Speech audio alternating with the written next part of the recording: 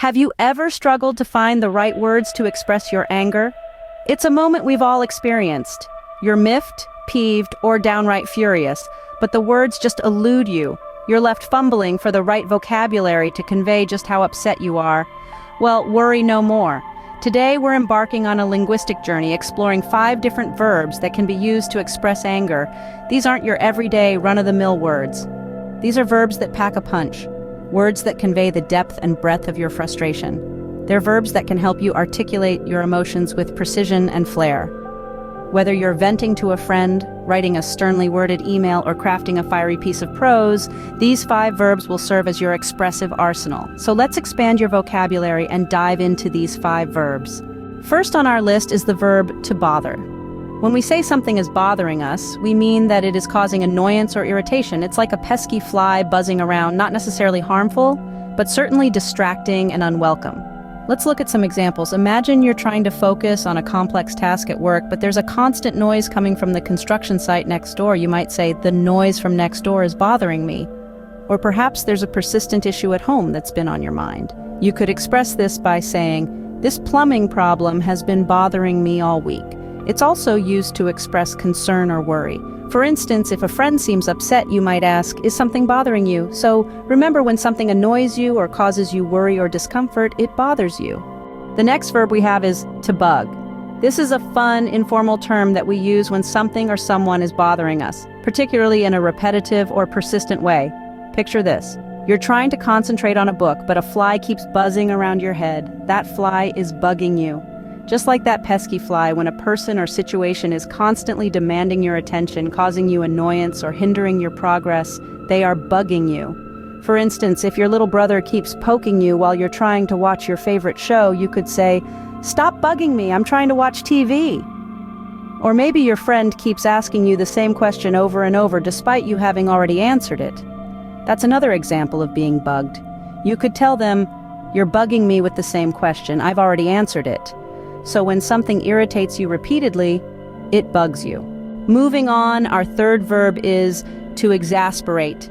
Now, to exasperate is a verb that's used when something annoys you to a great extent or puts you in a state of intense irritation or frustration. It's that feeling when your blood pressure seems to rise and you feel like pulling your hair out. Let's illustrate this with a couple of examples. Imagine you're working on an important project, racing against a deadline. You've been at it for hours when suddenly your computer crashes. The document you've been working on hasn't been saved. This situation is likely to exasperate you. Or consider another scenario. You're trying to concentrate on a task, but there's a constant, loud, drilling noise from the apartment next door. The relentless noise makes it impossible for you to focus. This too would exasperate you. So, when something frustrates you to a great extent, it exasperates you. Our fourth verb is to gall. Dive into the world of the English language, and you'll find to gall nestled in the corner. While it might sound strange to the ear, to gall is a verb that's been used for centuries to express intense irritation or resentment. Imagine this. You've been working tirelessly on a project for weeks, pouring your heart and soul into it. Then, out of nowhere, a colleague swoops in, takes credit for your work, and gets all the recognition. That's when you'd say, "It galls me that he stole my thunder." It means that it deeply annoys you or makes you feel resentful, or perhaps you've been waiting in line for hours and someone just casually strolls up and cuts in front of you. You're not just annoyed, you're galled. The audacity of that person galls me, you might say. So when something is extremely annoying, it galls you. Finally, our last verb is to tick off. This phrase is commonly used in informal English to express that someone or something has annoyed or angered you. Picture this. You've been waiting for your friend at the coffee shop for the past 30 minutes. You've checked your watch, sipped your now lukewarm coffee, and your patience is wearing thin. When they finally arrive, you might say, "You've really ticked me off by being late." Here's another example. Imagine you're in a library, trying to concentrate on your reading, but there's a person at the next table who keeps talking loudly on their phone. You might think, "That person is ticking me off with all the noise." To tick off is not limited to people. It can also be used for situations. For instance, the constant traffic noise in the city really ticks me off. So when someone or something makes you angry, it ticks you off. So there you have it. We've journeyed through 5 dynamic verbs that can add some zest to your conversations, especially when you're feeling a tad irate. Let's quickly recap. First, we explored to bother, a verb that expresses mild irritation.